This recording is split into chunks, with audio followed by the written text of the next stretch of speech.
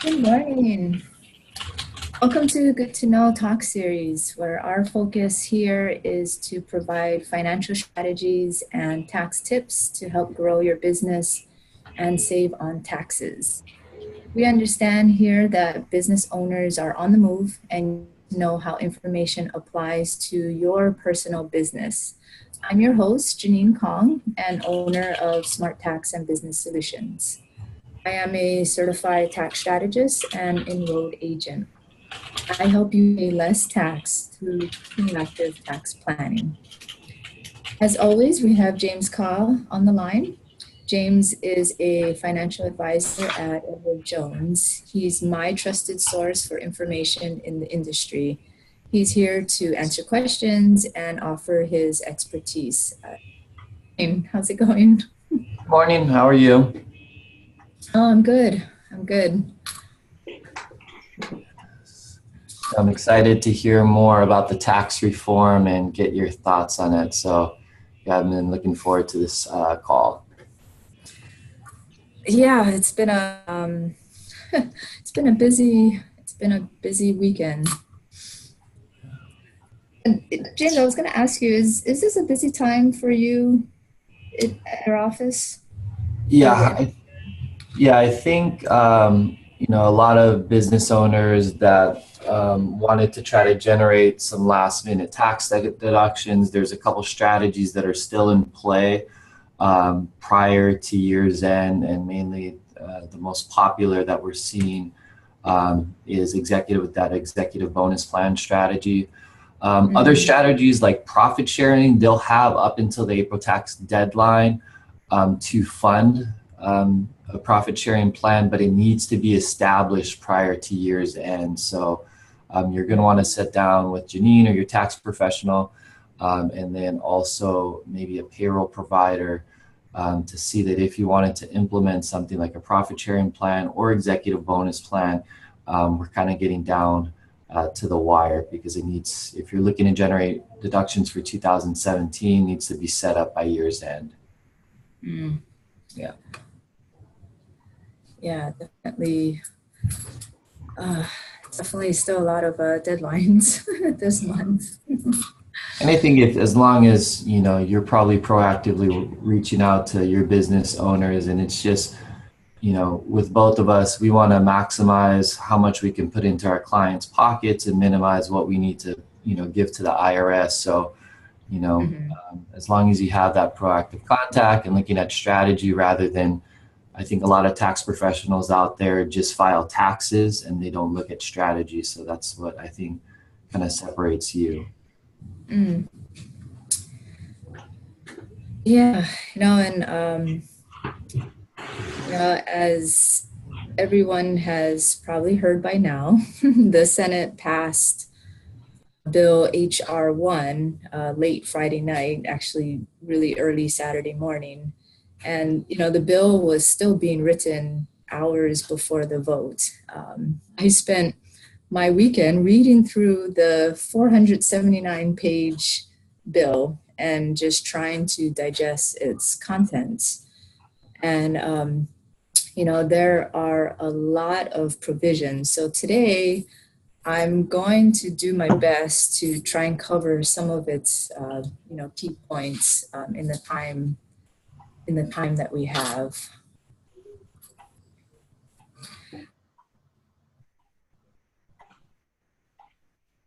Mistake that business owners make, which is choosing the wrong entity. So I thought we would actually begin with entities.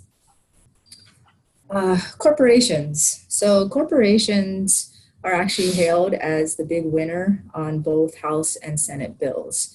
And here's why. So rate is reduced from 35% to 20%. The bills also allow corporations, to bring back money stored overseas at a low tax rate, about 14%. Corporations will be able to immediately expense many asset purchases, with the first 5 years at 100% expensing. And there's also a switch to a territorial system, which basically means corporations will be taxed only on their U.S. earnings versus, their global earnings. And I want to point out what our current rates are today for corporations. If you can see our screen, you can see basically any income above 100,000, you're already at the 35% tax rate. So this table goes as high as 18 million. So you can see a drop in the rate from 35% to 20% is monumental, especially if you're making, millions of dollars and you're paying at the 35% tax rate, and that drops down to 20%. You can see, how how big of a change this could be for corporations.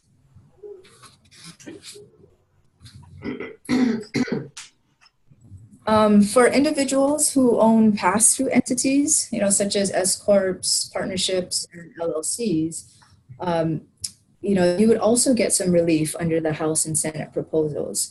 Now, you won't get a 20% top rate, but you're generally going to be better off tax-wise than you are now. Now, the proposed changes to the taxation of pass-through businesses are some of the most complex provisions in the tax bills. And that's in part because both the House and Senate versions contain lots of limitations and anti-abuse rules. So if you keep in mind what's happening here, if you are an S-corp passing through your business profits to your personal tax rate, it makes sense to see if the new lower corporate rates that we just talked about would actually come out better. So the new rules that are in the in the proposals are actually limiting who these rates and deductions apply to. But it appears generally that pass-through businesses will pay less taxes than they do now. So some of the specifics include you won't have to pay tax on 23% of your income. There is a limitation. So service businesses that earn over $250,000, you're not eligible for this reduction of income. The top rate on income earned by owners is reduced from 39.6% down to 30%. However, a lot of the fringe benefits, such as transportation expenses provided for employees, achievement awards, and even employer-provided meals are eliminated. I want to jump real quick back to, last week I had mentioned the 4 buckets that are key to tax planning. And, these shifting code, the IRS code, and products. And the proposed changes affect all of these buckets, but the concepts are the same. So when you're deciding, you also need to understand the other items that may be affecting your total tax liability. So this includes personal tax. So what about changes to you individually? And, I thought the simplest way is for us to walk through a tax return to kind of help you understand how these changes may affect you. So let's start with income. This includes pretty much everything you would think the IRS is interested in. All of your earned income from wages, salaries, your business profit and loss if you are a pass-through entity, your interest, your dividends, even your gambling winnings, even illegal income. The IRS wants you to report all of it. Now, once you've added up all of your total income, you can start subtracting adjustments to income. And these are a group of special deductions listed on the first page of your Form 1040. And you can take these adjustments whether you itemize or not. So if you total income minus these adjustments equals your gross income. So some of these specific adjustments include your IRA contributions, moving expenses, alimony, your student loan interests. Under the proposed bills, moving expenses are eliminated. The House wants to eliminate the adjustment for student loan interest, but the Senate wants to keep it. Alimony may also be treated, well, there's talk about having alimony treated similar to child support in that it's not reported as income, but you won't be able to take it as an adjustment to income either.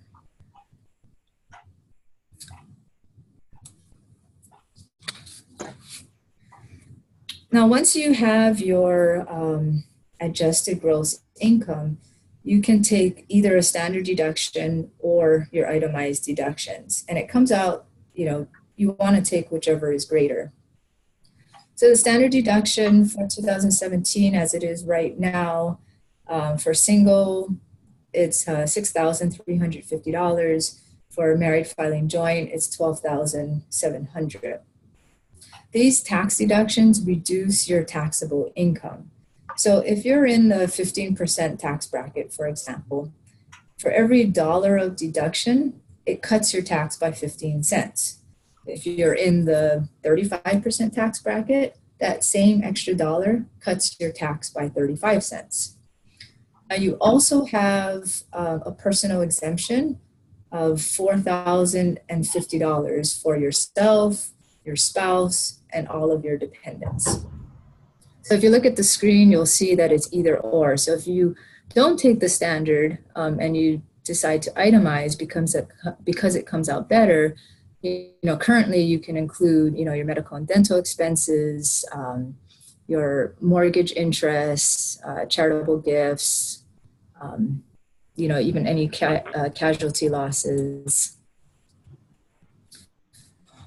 However, under the proposals, there's quite a few changes that are being reviewed. So for one, the standard deduction is doubled. So you'll see right off the bat, for single, it's $12,700. Married filing joint is $24,800. However, many of the itemized deductions are actually on the chopping block.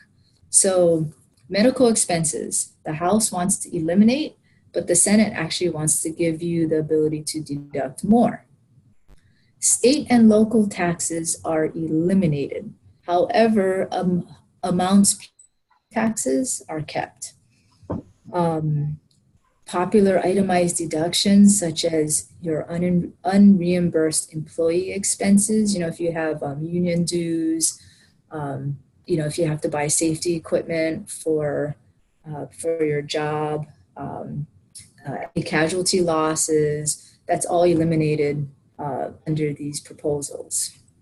And one major change is the personal exemption. So how I had mentioned that right now you're allowed $4,000 for yourself, your spouse, and all of your dependents.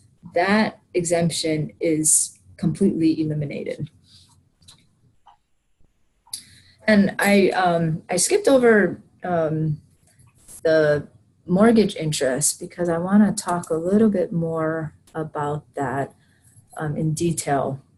So specifically with the mortgage interest, right now, the proposal, we're seeing that there's no longer going to be a deduction for interest on home equity debt. So, and also no deduction for interest on a second home. They're looking to cap the deduction for real estate taxes. They're going to cap that at $10,000. And the new mortgages would actually be capped at $500,000 for this deduction. So currently it's at $1 million. You're able to deduct your mortgage interest on homes up to $1 million, but they're looking to reduce that to $500,000, which is going to limit how much interest you're able to deduct. If you are hoping to sell your home, they are talking about extending how long you need to own it. So right now you need to own and live in the home 2 of the last 5 years. But now they're looking to stretch it out to 5 years if you want to be able to sell your house tax free.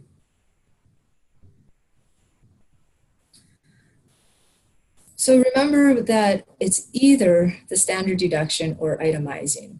So you can see if you currently itemize, depending which deductions you're actually taking, if it's no longer allowed in the final bill, you'll have to use the standard deduction. So let's take an example. For example, if you are married, filing joint with 2 kids and a mortgage, you're probably paying, if you're itemizing, you're going to take, let's say, $10,000 in state taxes, plus mortgage interest of $15,000, and let's say another $5,000 in charitable gifts. With 2 kids, you can claim another $16,000 for a total of $46,000 in deductions. With the new proposals, with everything either eliminated or reduced except charitable gifts, the standard deduction of $24,000, is actually going to come out better because you've now lost all of your itemized deductions. However, you've just lost almost half of your deductions. Do you see what's happening there? Yeah, it could be pretty significant.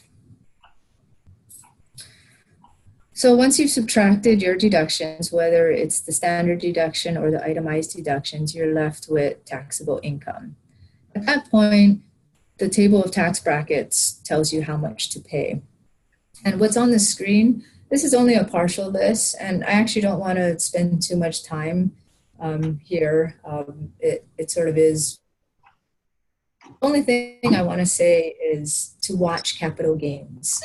So both proposals are keeping the capital gain rates intact.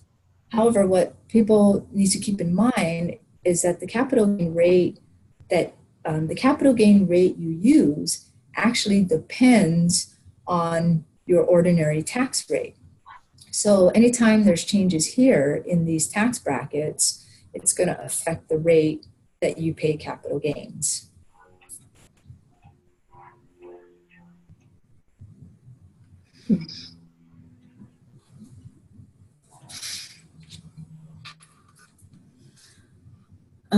Let's see. Once your tax is calculated, then you're allowed to subtract any tax reductions, regardless of your tax bracket. So again, if we go back to that example, if you're in the 15% bracket, $1 of tax credit cuts your tax by a full $1. If you're in the 35% tax bracket, an extra $1 of tax credit still cuts your tax by the same $1.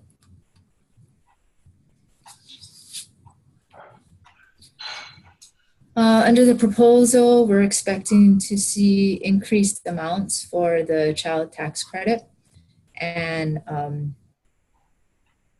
dependents.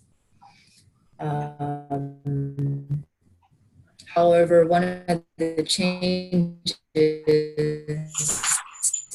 is, currently the child tax credit is refundable.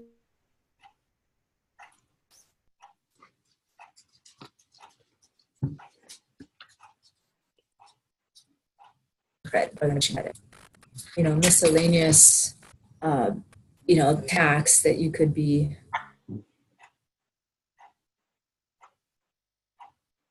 you could possibly owe self-employment tax, and even AMT. We are expecting to see some changes to the alternative minimum tax. Originally, it was hoped that it would be eliminated, but the Senate bill kept the AMT, but they are allowing higher exemption amounts.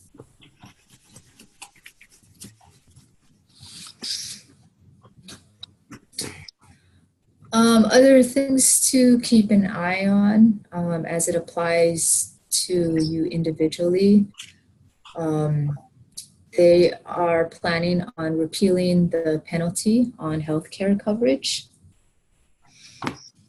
Both bills also repeal the do-over clause on Roth versions, and this might have been something that James, you probably heard about. Currently, if you convert your traditional IRA to a Roth and you change your mind, you're allowed a safety hatch, and you can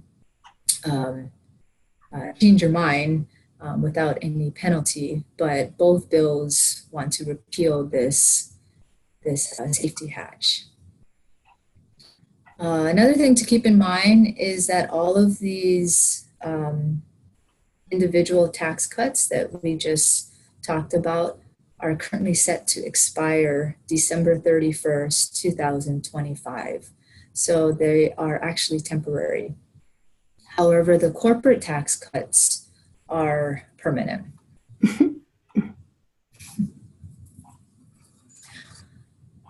I want to jump back to the business side because there are some specific industries mentioned in the bills, and one group that could see several is rental real estate owners.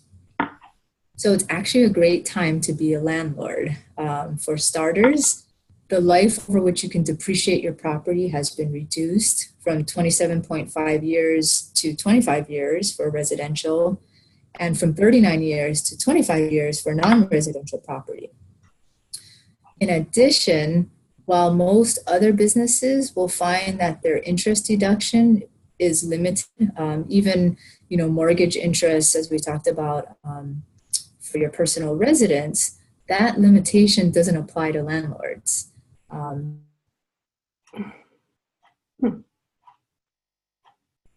And real estate owners will really enjoy a windfall if the final bill, the House version of pass-through taxation. And the reason being is under the House bill, all rental income will be subject to a top rate of 25% as opposed to 39.6%.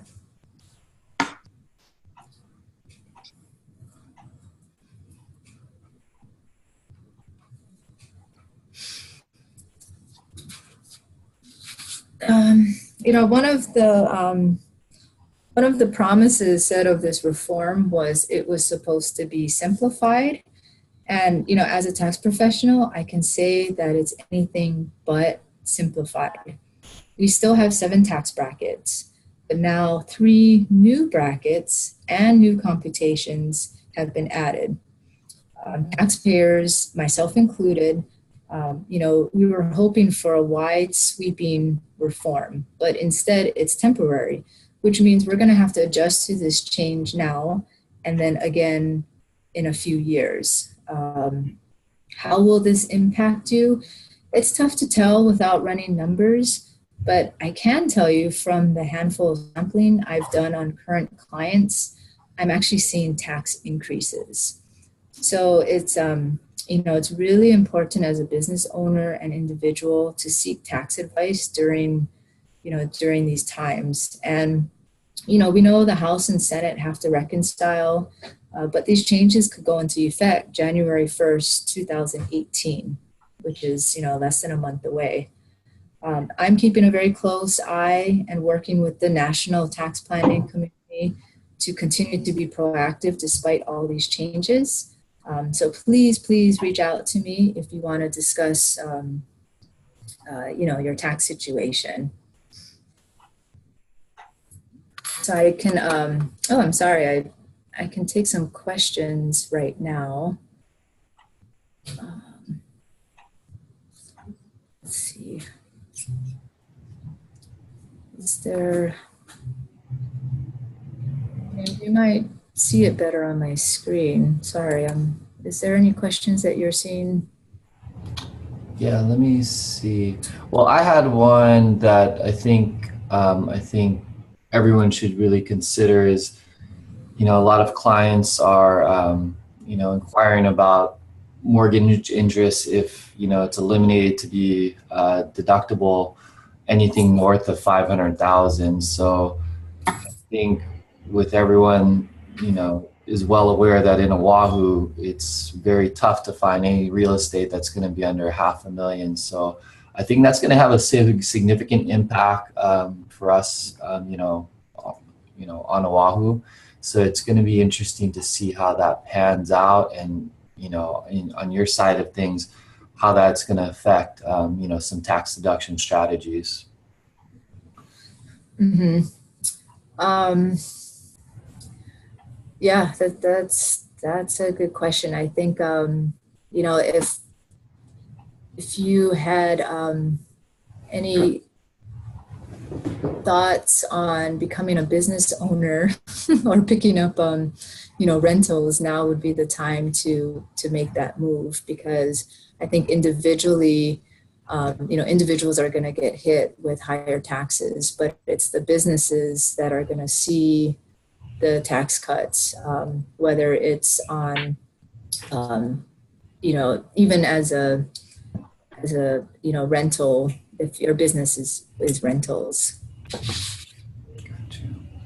And I think the opportunity too that a lot of businesses, you know, should be, that are probably excited about, is the fact that it's just gonna, you know, it's gonna improve cash flows, and I think that'll give the ability for businesses to kind of reduce some of the headwinds, and then you know, be able to better, you know, tackle inflation risk if they do have a strategy, and again, looking at short, mid, and long-term goals. But I think that's a huge opportunity that I see for a lot of my business owner clients is, you know, reducing the corporate tax rate, and then thereby increasing cash flows for the business. Mm-hmm. So, and on the personal level or the individual level, you know, like you highlighted, I think, you know, if taxation for capital gains shifts over to someone being taxable or taxed at their income bracket, I think that's going to be a significant change as well. So just have to stay tuned for that. Mm-hmm. Yeah. Yeah, we'll see. We'll see what the final bill will say. But it looks like the way they're moving, that this vote could happen, you know, before the end of the year. So in you know, beginning of January, we'll be back to discuss the final changes. Gotcha. Yeah, I just recommend everyone tuned in to, you know, reach out to Janean, see what strategies we may potentially prepare for, and if there's any last minute strategies that you can implement. I could work with her to help her crunch the numbers to see what the potential tax savings would be. So, you know, just if anyone has any questions, feel free to reach out to me, and I can offer, you know, input when I can.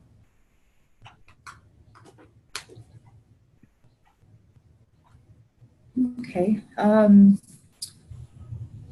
If there was any other questions, I know we've gone a little bit over our time. So if you know, if anyone wants to, you know, talk more about this, please feel free to you know, send us an email. You can send it to info@smarttaxhawaii.com. We can talk more. Thanks, James, for offering your expertise. And yeah, we look forward to next week, same time, same place. Thanks for having me again, Janean. Everyone, hope you have a great rest of the week. Yeah, thank you. Okay, take care. Hey.